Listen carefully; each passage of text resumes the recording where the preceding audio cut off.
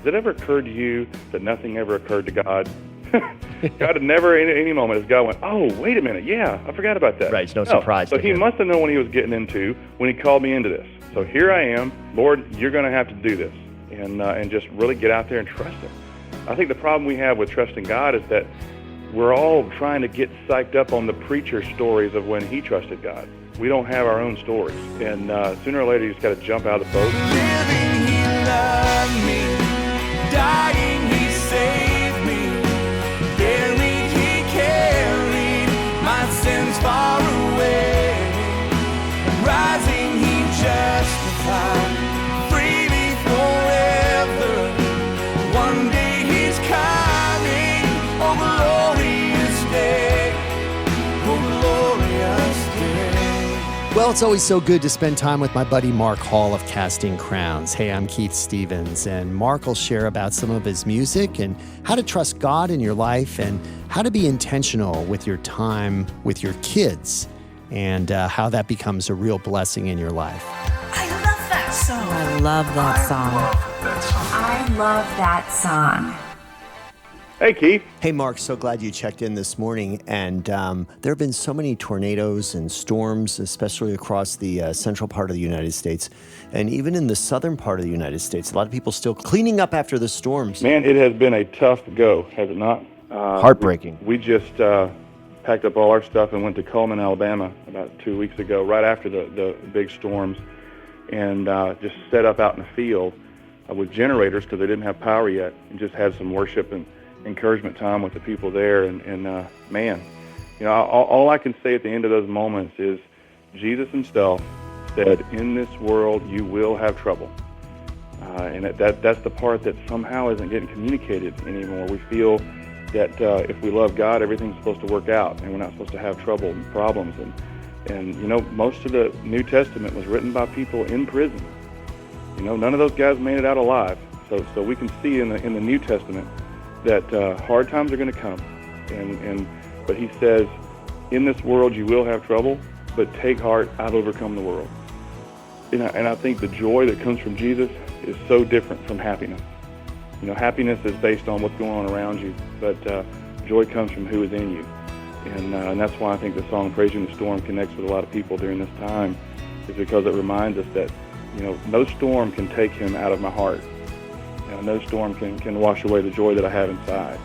And that's my encouragement to them. Mark, how would you say God works in our lives? Well, I would say above anything, Jesus says, and what was it? Paul said in Romans 8, he says, what God is doing in your life right now is he's conforming you to the image of his son. So that's what he's doing. That's what he's going to do. He's bringing himself glory by turning you into Jesus. That's your purpose.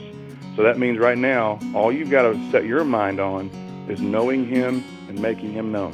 You need to spend time with him. You need to get in the Word. You need to soak him up, get into some Bible studies, learn how to worship, because worship teaches us how to pray, and that teaches us that God's not a book. He's not a place or a moment. He's a person. So relationship starts there. You start learning how to pray. You spend time with him. You start hearing his voice, and then you start seeing that God's not hiding from you, and that life's not some sort of riddle you've got to solve.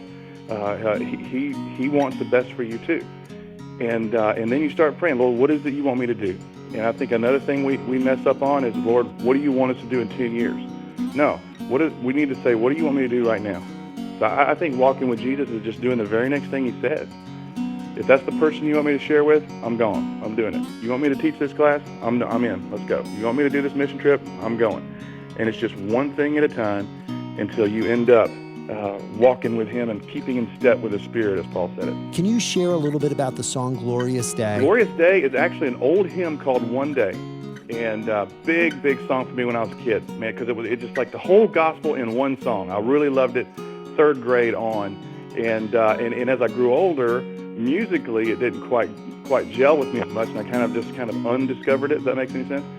And recently, I was sitting here at the piano in the studio and just playing through some things, and remembered that living he loved me, dying he saved me, buried he carried my sins far away. And I was trying as hard as I could to write something as cool as that. And I realized, no, you know, that is as cool as that. There's no need to write that again. There it is. So I was like, my teenagers at my church need to hear the song, and they're not going to hear "Living He loved me, dying He saved me," so they're not going to hear it. So I've got to figure out a way that they'll hear it, and just sort of reset the hymn, the chorus-wise.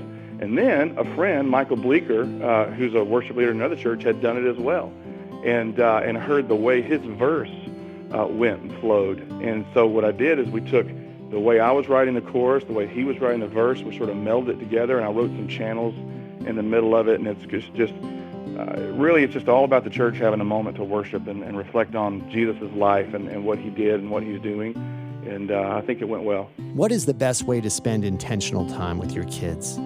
Well, little steps. First thing I would say is you need to start intentionally thinking about chances and moments to tell your sons that you love them.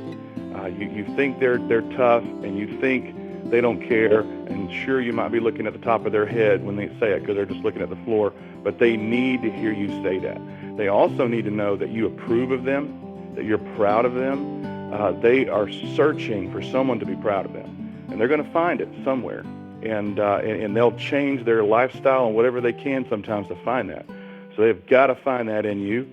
They got to have some time with you. My dad drugged me away from the television on Saturday so many times, and I was like so mad because it was my favorite show, Bugs Bunny Roadrunner show. Yeah. But anyway, he dragged me out in the yard to do these little weird construction projects, and I was like, you've got to be kidding. We usually built it wrong and had to take it apart, start over, and there was always a tool we were missing, and we had to go to the hardware store.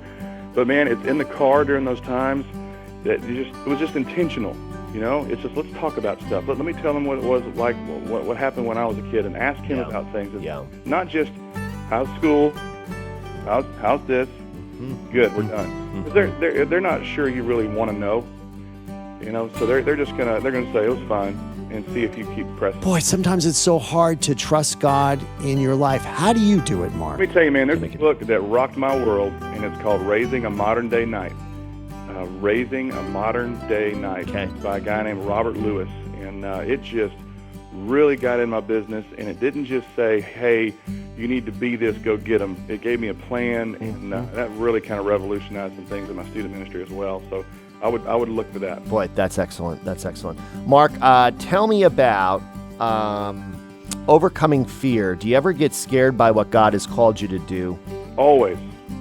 It all started early on. You've heard me talk about the dyslexia and ADD stuff, and always being scared to get in front of people, and then that being the very thing God wanted me to do. I'm like, you got to be kidding! I'm like, surely I got somebody else's email on this, and I still feel that way. I sang in a graduation this Sunday, and it's just a graduation, and I sing in front of crowds all the time. All I'm doing is singing Voice of Truth. I mean, good grief, how old is that song, right? And I'm off the side of the stage going, oh. I'm going to forget my words. I'm like an idiot, you know, and it causes me to pray. I'm like, Lord, you got to help me. I don't want to mess this moment up for them. They don't need to be thinking, hey, who is that guy that messed the song up? You know, so here I am praying all this stuff. And it just, you know, it's our weaknesses that remind us that His strength is perfect. So how have you learned to overcome your fears, Mark? Or is it an ongoing process? You know, I think it is an ongoing process, definitely. For me, anyway. Everything I ever learn always leaks. I don't know what my deal is, but part of it is just knowing His strength is perfect. If He called you there, like Mark Lowry says, he says, has it ever occurred to you that nothing ever occurred to God? God had never, in any moment, as God went, oh, wait a minute, yeah, I forgot about that. Right, it's no surprise So to He him. must have known what He was getting into when He called me into this. So here I am. Lord, you're going to have to do this, and just really get out there and trust Him. I think the problem we have with trusting God is that we're all trying to get psyched up on the preacher stories of when he trusted God. We don't have our own stories. And sooner or later, you just got to jump out of the boat and say, okay, this is what God wants me to do. Swim. And I'm going. Yeah, you got to jump out and swim a little. Word up. Thank you so much, Mark, for joining me today. It's been awesome. I Love That Song is a Wow God production, a ministry of the University of Northwestern St. Paul. Discover more at wowgod.com. I love that song. I love that song. I love that song.